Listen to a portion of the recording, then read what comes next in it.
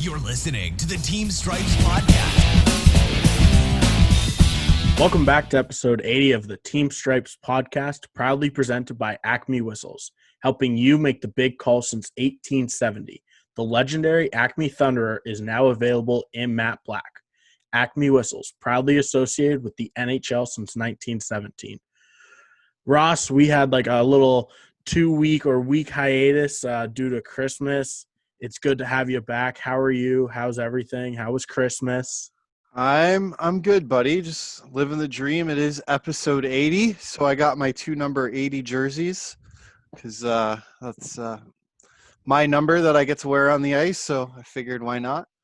All is good. Fired up. Had a good Christmas with the family. Hung out with friends. Ate a lot of food. Drank a lot of beer.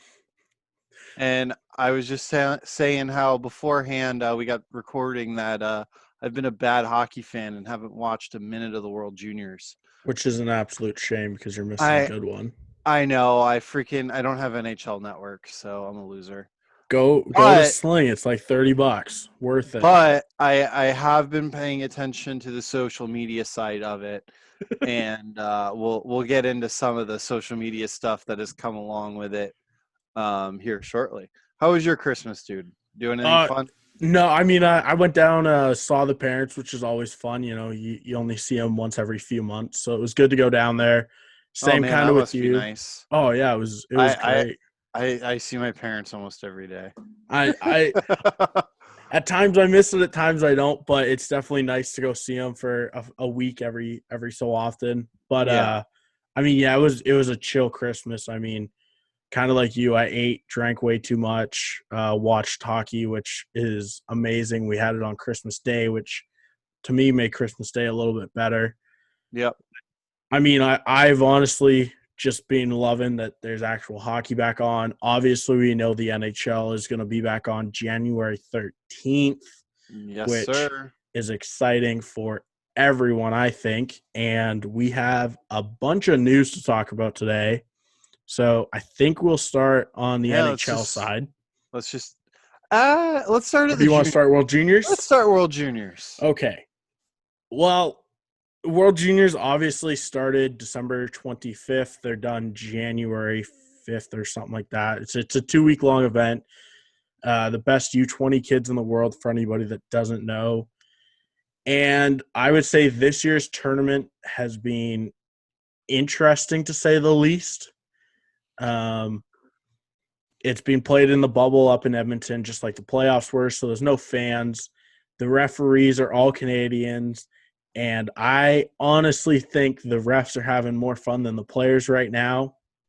If you haven't seen the mic'd up opening faceoffs, let's do that hockey.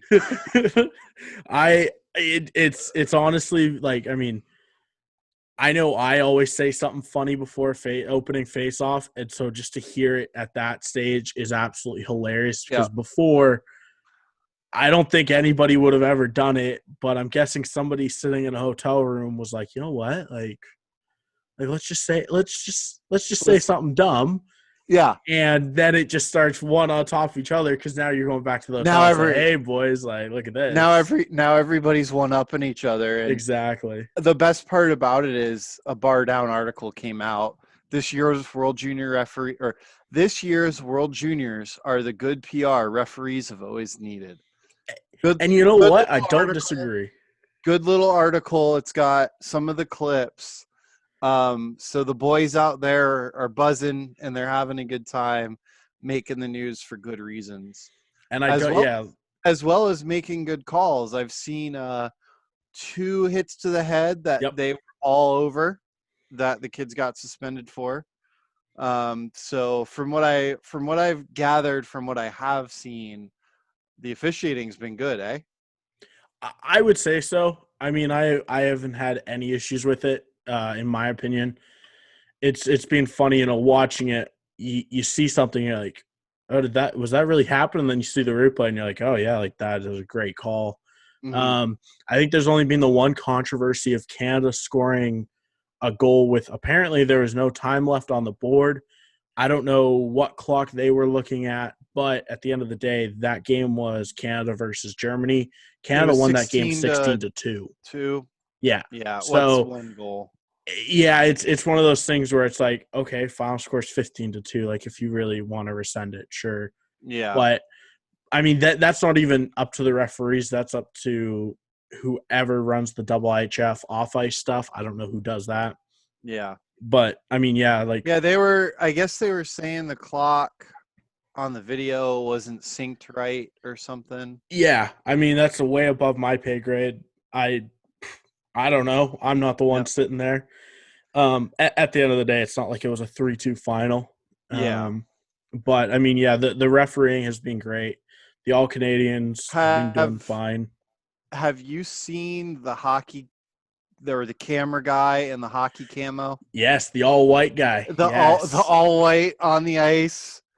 Like I I watched that the other day. I was dying. I was like, man, this is amazing. How long till this makes it to the NHL? well, so it's funny. Like they do it every year, and they do a really good job of hiding them. But then this year, like, I mean, how do you? It's just one of those funny little things that like, you kind of catch them on the news or on the TV every once in a while, and you're like, what is that? But I mean, to me, that is the coolest job ever. Like, sign me up. How do I get it? I want that job every year. Um, but I mean, yeah, like this World Juniors has been interesting to say the least. After 2 games for Canada, they're obviously 2-0. They played Germany and the Slovaks. Against Germany, they won 16-2. It wasn't a hockey game.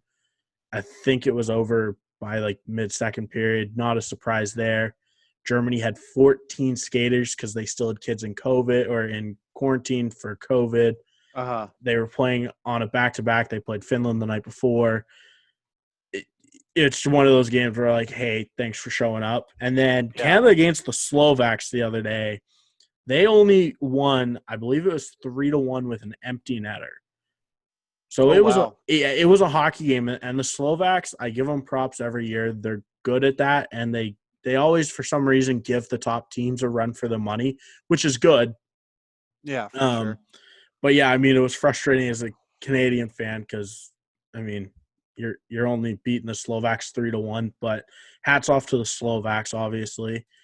The Finnish team, they're 2-0. They haven't overly impressed me. They've played Switzerland and I believe Germany. Yeah.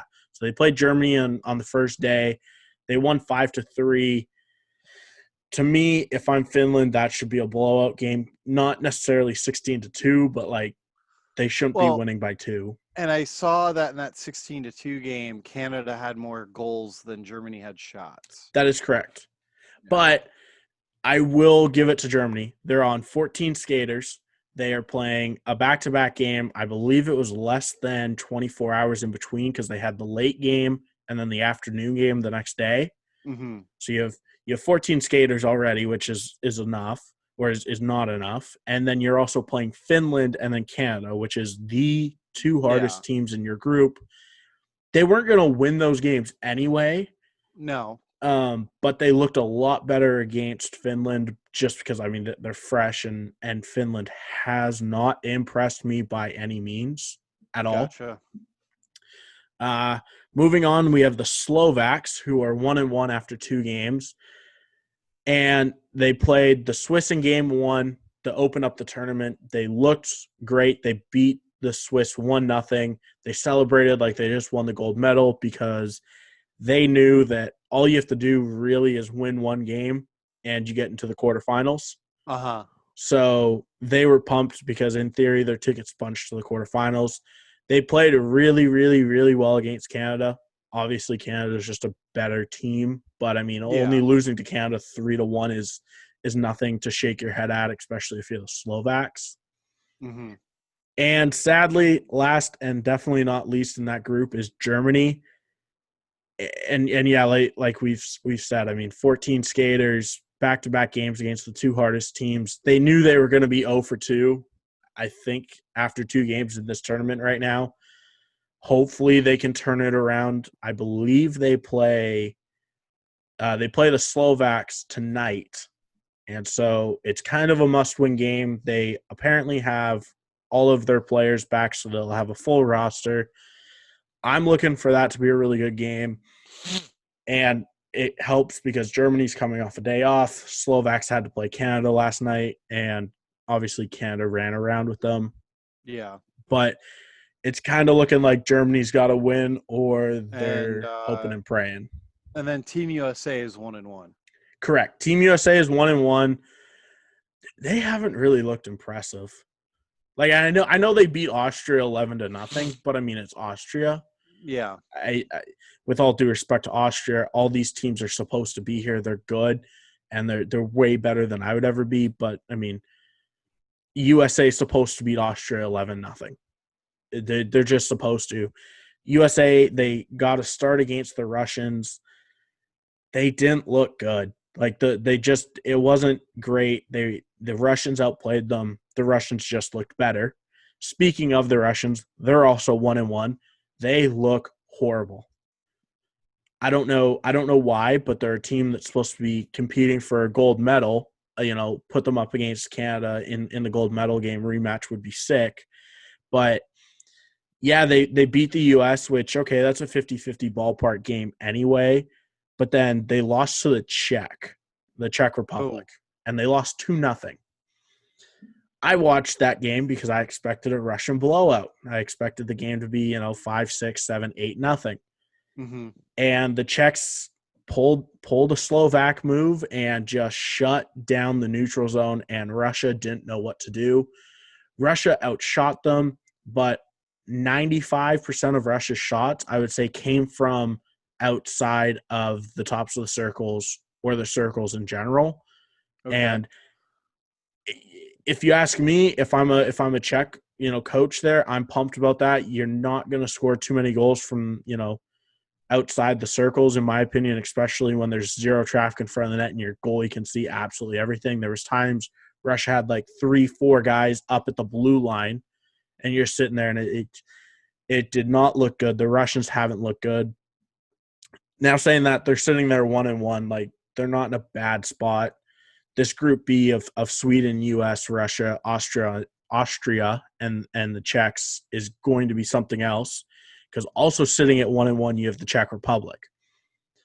They obviously beat Russia 2-0, and then I believe in their first game, they lost 7-1 to Sweden. Again, it's something I think a lot of us expected. 7-1 against Sweden. Sure, we get it, Sweden, right? Austria 0-1. They only played the US so far. They lost 11-0. Kind of like in the Canada game, I believe they got outshot by the amount of goals. So, yeah, I mean, they have to play Sweden tonight. So, if you're a betting man, I'd put all your money on Sweden, because Austria is just, I feel bad for them. I truly do. Also tonight, we have Germany playing the Slovaks. As I said earlier, Germany needs a win, but this game will be a good one. Slovaks are coming in off a high against Canada, I think. Still losing, but it's still a high. But you got Germany, who's fresh, and hopefully they can squeak out a win.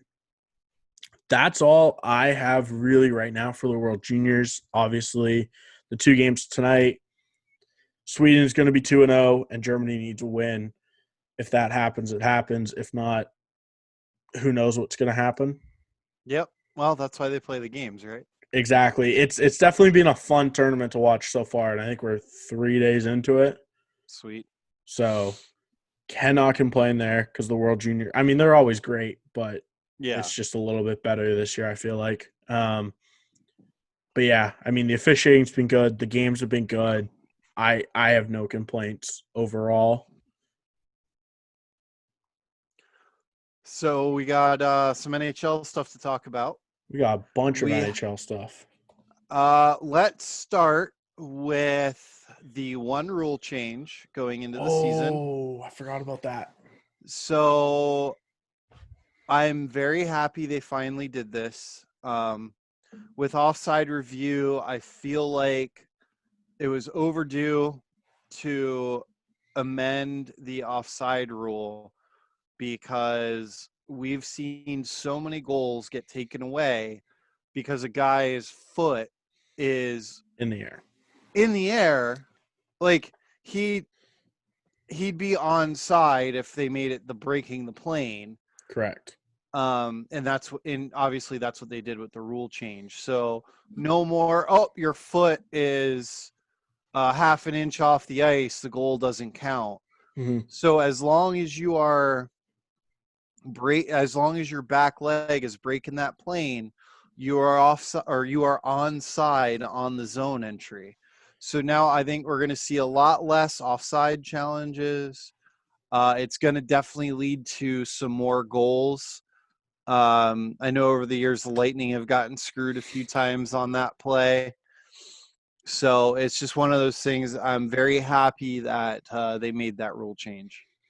Yeah, I mean, for anybody, first off, that doesn't know about the rule change, it is now no longer, doesn't matter if your skate's on the ice or 17 feet in the air, as long as it does not break the plane, is I believe the wording they were using. Yeah. You're good to go, and it's considered onside. I like it. I think it makes our job as linesmen a lot more easy because now it's either, hey, is both feet over the line, or is one foot still behind? I don't care Yeah. where that one foot is. It can be up in the air. That's great. But it makes our job so much easier, especially in a fast game. We're now not looking at mere matter of inches, which Yeah. is what a lot of these calls came Well, down to. at full speed to a to a human, Yeah, it's gonna look like it's onside regardless. exactly. So it's just one of those things. Like at their level, the fact that they have the video replay, it's gonna make it a lot easier to not have to turn over goals for your foot is an inch off the ice. I agree. And in a league that wants to increase scoring Yep. without fundamentally changing the game, I think this is an easy way to do it. Yep. No brainer. Because your foot still has to be over the line. It can Mm-hmm. now just be in the air. You can be Yep. halfway through a stride and not get And caught. and this is only good for the zone entry, not if the puck comes back outside the zone. Everyone would still have to fully clear. Normal tag up rules apply. It is Correct. only for the zone entry. And I love it. Absolutely love it. All I it's also going to I also think they should have. Now, the only other thing that I wish they would put in on that is if there's a change of possession. So like you can only get it called on like that initial rush. Does that make sense? So like if I'm offside on the zone entry, but then the defending team gets the puck, then it should negate it. I think NCAA does it that way. kind of like playing the advantage, Yeah. how you would in almost a squirt game, where Yeah. like the puck comes in by like not even a foot, and then the other team grabs it and takes it down. Yeah. I don't know. I wouldn't mind that. I mean, I think I just buried myself like in a squirt game where it's automatic offside. There's a bunch of times kid just throws it and it goes a foot in offside straight to the Yeah. D man, and And then they they fire it skate it right out. back out. Yeah. Yeah, and it's well, not even that. They'll skate it out and make a play, and a lot of coaches are like offside, and it's like, well, yeah, but we're gonna play the advantage here. Like Yeah. let's go. I don't really have an issue with that. I think that would make lives a lot more difficult. But in the It would. NHL, you don't see But that many they turnovers. they eliminated the problem by the breaking the plane of the blue line. So I I think agree. we're covered there. I agree. All I right, like so the new rule. let's get into our signings Yeah, we have had a lot of signings in the past few days. and Obviously, trades. correct. Obviously, with the NHL starting up January 13th. Um, a few big names, a few not really big names. I mean, you got Andrew Hammond to the Wild on a 1-year, 2-way deal, league minimum, which is $700K. He's going in as a backup third stringer type area. Anthony Duclair signed with the Florida Panthers at 1 year, 1.7. Drake Kajula, if that's a name that floats your boat, signed for 1 year league minimum, with the Arizona Coyotes. I'm sorry. And then same difference. same thing. Mackenzie Blackwood re-signed with the Devils. He is looking. I'm seeing him as their starting goaltender. 3-year, $8.4 million deal. He's probably going to be their goaltender of the future. Matthew Joseph re-signed with the Tampa Bay Lightning at a 2-year, $1.475. Yep. Matt Joseph, Sorelli, and Cernak, I think all are re-signed. Okay. Michael Frolik signed almost league minimum at 1 year, $750 with the Montreal. He played last year, and I want to say it was Winnipeg. I mean, he's still a good player. He's on the way out, but it's a good veteran presence in the locker room. Eric Haller re-signed in Nashville, 1 year, $175. One that really surprised me here, Casey Middlestat. He signed a 1 year, $874,000 contract, which tells me he wants to play hockey, but they couldn't agree to a long-term contract, more than likely because of the salary cap. Uh-huh. But, I mean, he also really hasn't proved himself all that much in the NHL. Hopefully this year's his breakout year. But I honestly, I don't even know who the guy is, so I got nothing. That's disappointing. Hopefully you know this guy's name, Ryan Miller. Hey, I know him. There we go. He re-signed back in Anaheim for a Honestly, 1 year, $1 million contract. I can't believe he's still playing. Yeah, I mean he's old. Like he's old. He's over 40, ain't he? I would say like 30 something at I mean like late 30s or early 40s. Yeah. Cuz I mean like he's definitely a backup goaltender. There, he's actually 40 years old. Okay. This is yeah, so I mean he's definitely up there in age. He's a good backup goalie. They got who's their starter there? Gibson's their starter, so I mean they're fine. They're fine in net. Miller's there because I guess they have nobody else in the pipeline that's ready. Yeah, he's a solid goaltender. Yeah, I mean he can go in and play. Just getting old. Yeah, if he can play 20 games, 30 games, I mean I think that's actually no this season if he plays 10 or 15, I think that's solid. Since we're only playing 56 games. As you said earlier, Cicerelli, 3 years, $14.4 million. Sorelli. I always mess up his name. Cicerelli was a guy from the 90s that was he was a shit stirrer, that guy. Great hockey player. And to continue on with goaltenders, obviously Henrik Lundqvist announced he's got to have an open heart surgery. Correct. Something to do with a couple of valves in his heart. So with that happening, the Washington Capitals signed Craig Anderson. I always get his name messed up. So Craig Anderson to a PTO, which I have a feeling he's making the team and he'll be their number 1 out of camp. He might be their number 2. They have a young kid there. I can never remember his name. He's Russian, but he pretty much took Holtby's spot over last year. Gotcha. But yeah, I mean Craig Anderson, I think he's coming in. He kind of knows he's fighting for that number 2 spot, but it might also end up being a 1A, 1B type situation. Mm-hmm. Obviously, the Lundqvist with the heart surgery, I saw that today, and it's kind of one of those things where maybe he played his last game in the National League. I hope not. But I mean I would say it's a possibility, which if it is, it's definitely a shame. But I mean, all the best to Lundqvist, obviously, and hopefully the surgery goes well. Mm-hmm. One last signing, though, that we have is Corey Perry signed a 1 year, $750 deal with the Montreal Canadiens. Mm-hmm. Yeah, I don't know why Montreal did that. I'm not a Corey Perry fan. I wasn't when he was in Dallas, not a fan in Anaheim. But whatever. You know what? He's in Montreal for whatever they need. Good on him. He's still a decent player. He had his one good year. Yeah. 750K. It's 1 year. It's a risk, but not a Hey, big risk. they got him cheap, so why not? Exactly. It's not a huge risk. Speaking of PTOs, though, on Craig Anderson, we had two more that I'm aware of, and that's Mike Hoffman to Mike the Hoffman.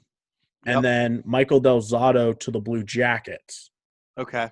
So Hoffman, I think people are kind of surprised he didn't sign anywhere yet, but at the same time, people aren't surprised because he's looking for more money, or he's looking for what would be a fair market value for him as a player, as a goal scorer. Yeah. But obviously with the flat cap, can't really do that. So he's going into the Blues camp, and he's expected to sign from everything I've been told. He's expected to sign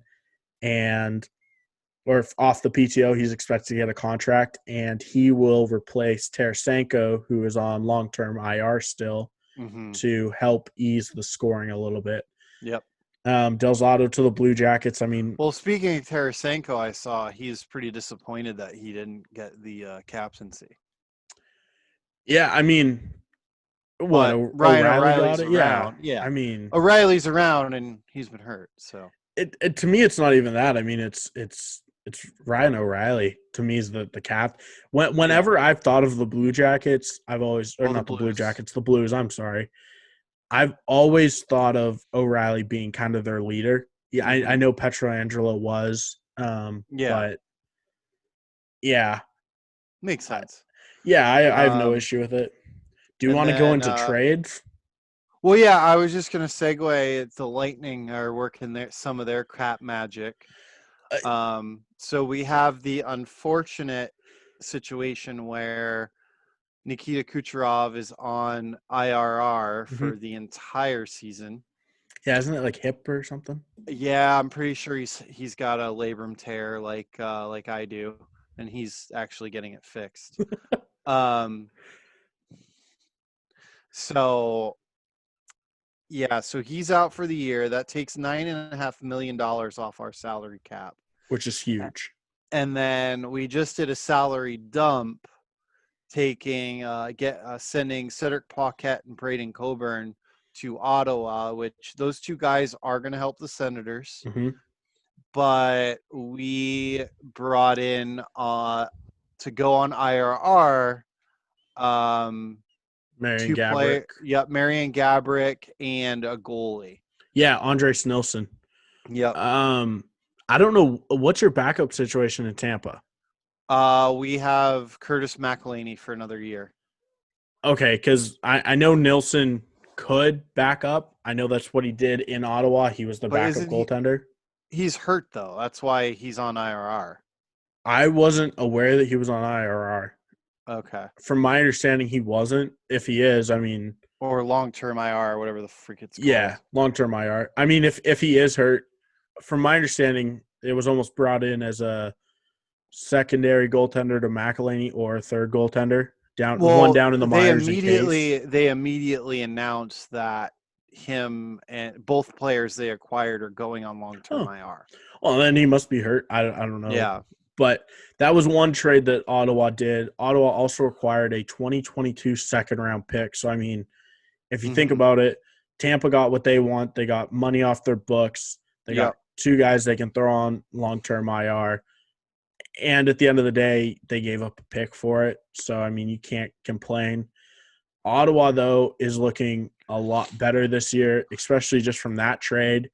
And then they had a busy Boxing Day and December 27th as well because they acquired Derek Stefan from the Arizona Coyotes for a 2021 second-round pick.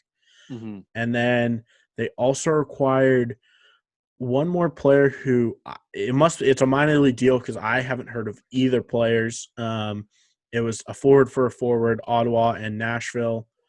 But, I mean, Ottawa's definitely been busy. Ottawa's going to look good this year, I think. And I'm excited to see what Ottawa has to do. Yep, it'll be interesting.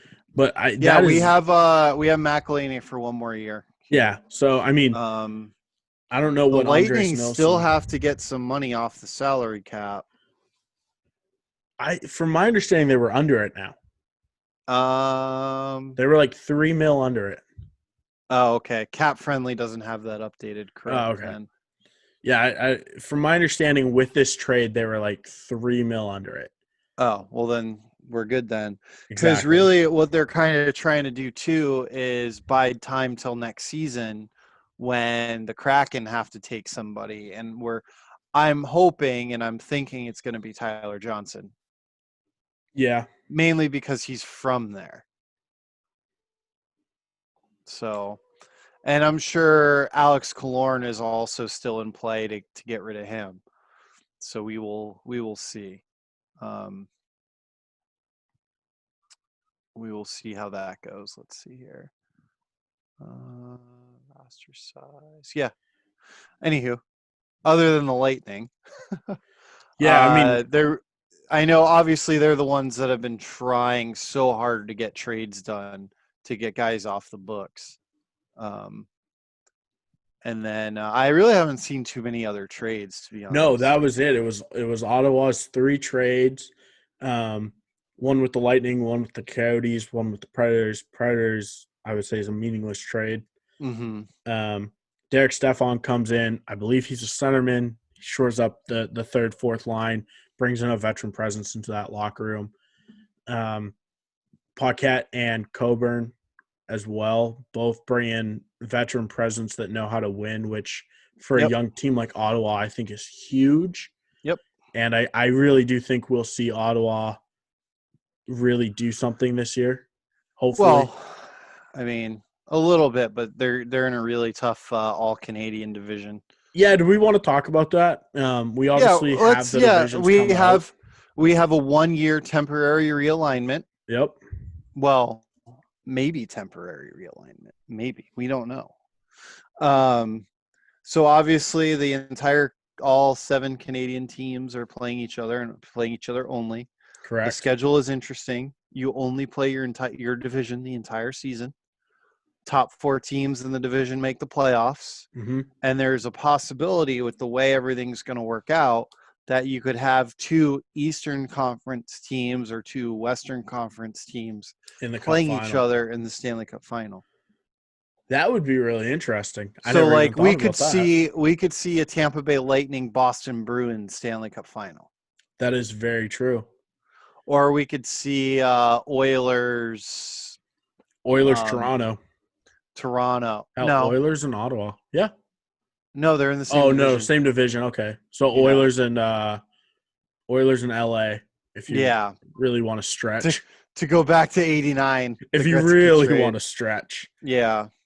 but no. So really quick, just a quick rundown. Like you said, all the Canadian teams are playing in what they're calling the North Division. So you got Calgary, Edmonton, Montreal, Ottawa, Toronto, Vancouver, and Winnipeg. I think that's going to be an interesting division. You got a lot of skill up there. You got a lot of youth. Mm-hmm. Uh, it's probably going to be one of the tighter divisions, I think, for the top 4 spots. I feel like the Oilers are going to run away with it. I think they're the best team in Canada. See, I think there's a lot better. I think there's 6 other better teams. Okay. Mostly now, look, the Oilers. Well, I mean, you do have the Leafs.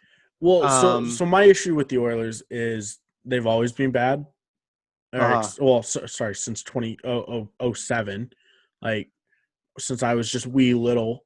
And yeah, okay, I'm a Flames fan. You can throw that in there too, but I think the Leafs are better. I think the Canucks are a better hockey team. The Jets are a better team. I think the Flames are a better team. I think it's going to be like it might even be those 4. I think it's going to be Flames, Leafs, Canucks, and Jets come out of there. Maybe the Oilers and Senators surprise people. Same with the Canadians, but we have a guest sitting here at my legs. That's the Hi, best. Shadow. But yeah, Yeah. no, I don't see the Oilers might make the playoffs, but I don't see them running away with the division, especially having to play Calgary 10 times. So Yeah, we'll see. I think the Lightning are going to run away with their division. Yeah, they're in the Central. So they got the Carolina Hurricanes, the Chicago Blackhawks, Blue Jackets, the Dallas Stars, The Red Wings, Panthers, Predators, and then last but not least, the defending Stanley Cup champions, the Lightning. Yeah. I think it's cool that the Stars You and know, Lightning get to play. Yeah, they're in the same division, and it was Yep. a missed opportunity for them not to open against the Stars. They should have played in Tampa to start the season. Well, they are. They're playing the Blackhawks. Oh, no, but they should have played the Stars. It should have been Stars Tampa, January 13th, primetime TV. Yeah, raise the banner. Plain and simple. It's not, I don't know why, but whatever. It's probably due to like some travel. Who knows? Yeah. The East Division is probably going to be the best for traveling because you got Boston, Buffalo, the Devils, the Islanders, Rangers, Flyers, Penguins, and Capitals. They're not even going to need to take a freaking airplane. They're just they can bus everywhere. They can bus and train. They could bus and train if they wanted to. I mean, especially like I would love. Well, and then the way the Rangers schedule's set up, when you go somewhere, you play each team twice. Yeah, which is nice. It's it's gonna be cool. These teams are gonna fucking hate each other. Oh, the fan bases are gonna hate each other.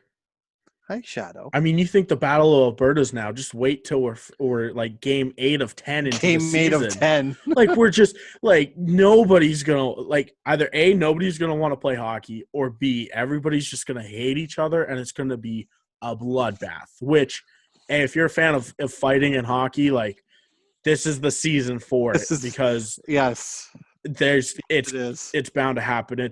It's going to be like the playoffs all year long. You're seeing the same, 7 teams all year long. Well, yeah, because this season's going to be a 56-game sprint. Correct. Shadow. And then in the West, Shadow's here to give me hugs and say hi to everybody. In the West, we got the Ducks, Coyotes, Avalanche, Kings, Wild, Sharks, Blues, and the Vegas Golden Knights. That's probably, I think Vegas will be the team to beat. Yeah, you got Colorado, Vegas. Well, Colorado and Vegas. I think those are your top 3. Avalanche, Blues, and Knights are your top 3. 1, 2, 3. Don't care how they order. And then you'll have the Sharks and Wild, maybe the Coyotes battling for that 4th spot, and then you got the Ducks. The Ducks and Kings are just going to be trying not to get bottom, maybe, or they're going to tank and get the 1st overall pick. That's on them. Yep. But they also are going back to the quote-unquote regular style playoffs, so only 16 teams this year. 4 best of 7 rounds. Yep. I'm okay with it. I like the plan, but at the same time, I get it. And then for the referees, from talking to a couple of inside people, they are going to split the staff. The guys that reside in Canada will be working the Canadian division. And so there will be minimal border crossings for the officials. And then all the guys that work in the States are going to be working in the States. They do not know yet if they're going to keep certain guys in each division. Like if they're going to bubble off the referees to certain divisions. That, man, I would. So they're not sure yet there. And then they're having 2 separate training camps. So one for the Canadian guys and then one for the U.S. guys. One guy I asked, he believes that they're just going to have everybody in the U.S. fly to Buffalo for a day and, say hi. Yeah. And then go back home. And it's this weird is the too. New offside rule.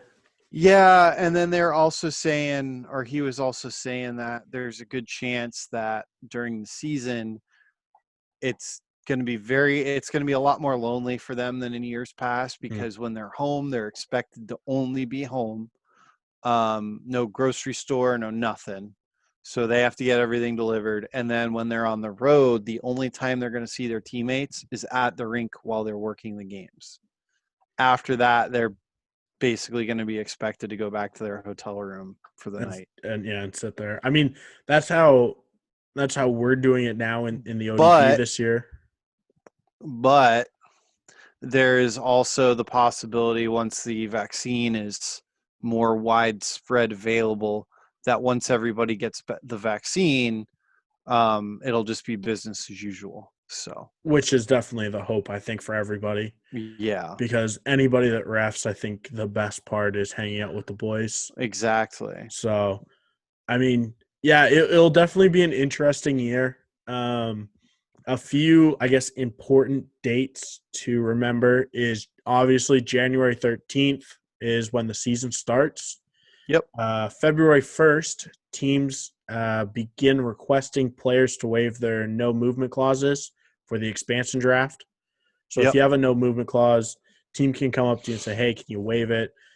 Obviously, the player doesn't have to. I would assume most players might or some might not. The trade deadline this year is going to be on April 12th, which is generally when the season normally ends. Hmm. But this year's regular season will end on May 8th. The playoffs will begin May 11th. And the last possible day for NHL playoffs, so game 7 of round 4 will be July 15th. Oh, That's worst, like that's last possible yeah, day that's possible. worst case So scenario. my guess is they want to be done before. I mean, if you God, can, if they go into July, that's going to give them a month and a half yeah. If you until go training camp opens. if you go all the way to July 15th, that's yeah, because training camps are opening Usually in September early 15th. September. Yeah, so that's 2 months tops. Yeah. Um, but I think they'll schedule it so it's kind of done hopefully earlier in July. But who knows? The buyout period is the first buyout period begins 24 hours after the playoffs end, so whatever date that may be. Hmm. Expansion draft is set for July 21st. So that'll be a big night. Obviously, the Kraken Yep. gets to select their team. The entry draft for the Is it too 2021. early to put money that the Kraken are in the Stanley Cup Finals next year? I don't think they will be because I mean there's so No, many rules now. Vegas was such a fluke. Well, it's not even they were a fluke. It was just like there's so many new rules now that they can't do the under the table deals. Yeah. So I don't know. The entry draft is going to be July 23rd through the 24th, and then free agency is July 28th. Hmm. And I mean, those are the important dates for this season. They're looking to start next season on time. I guess so. What the first 3 days of October, start it then. Yeah. I think they will go back to an I 82 game I schedule. wouldn't be surprised if we're dropping the puck mid-October.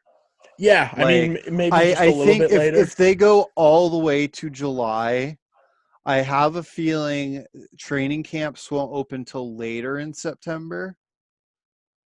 And then they'll drop the puck a little later in October than normal. But Yeah, even if they do that, they'll be able to get back onto a normal track because yeah, you just 1000%. you had a couple more, back to backs and we're done in April. Yeah, I So don't disagree at all. But yeah, I mean that's the NHL season for I guess this season. yep. Um, that really wraps up this week's Yeah, episode. I got nothing. I got Yeah, nothing else. the only Hockey's two kind of at a things. lull for us because all the teams are on winter break. Yeah, We're it's waiting to hear about the USPHL bubble here. That's all I got. yeah. I mean, I got the usual. Obviously the 1,000 sub giveaway. We're still doing that. We are 20 subscribers away, so that's 980. So we just need 20 more people. The prizes are going to be first, second, third. They'll be picked randomly, and the prizes are going to be sick. I'm excited for them. Ross is excited for them. We can't announce it quite yet, but we're only 20 subscribers away. So Yeah, if you we know are somebody we that are in the knows somebody, process of locking up our number one prize. So. exactly. And then also for the YouTube channel, I am going to start posting a lot more on there, a lot more gaming stuff. I mean, Christmas was really good to me in that aspect, so I'll actually have the technology to do that now. Oh, nice. Um, so start looking for that on our YouTube channel. I'll do Gaming live streams stuff. on there. Oh yeah, play some NHL, whatever. Oh, play some shell. Honestly, Dude, whatever. dude, we should try to organize this is like off the top of my head, this was not pre-discussed. We should try to organize a Team Stripes Chell tournament. Honestly, that would be sick. Like, I would be about it. But yeah, I mean, look, this is the stuff we come up with, folks. There's going to be good stuff. We're still growing. Obviously, the new merch. I finally got mine. If you can see it, it looks amazing. Go buy it. Go check it out in the store. There's a bunch of different colors, bunch of different options. If there's something that you want that's not there, DM us. I can probably make it happen for you. Mm, But with that, just a massive shout out to our amazing sponsor at Acme Whistles. yep. As always, have a great week and see you guys next week. Sounds good. And everybody, let's do that hockey.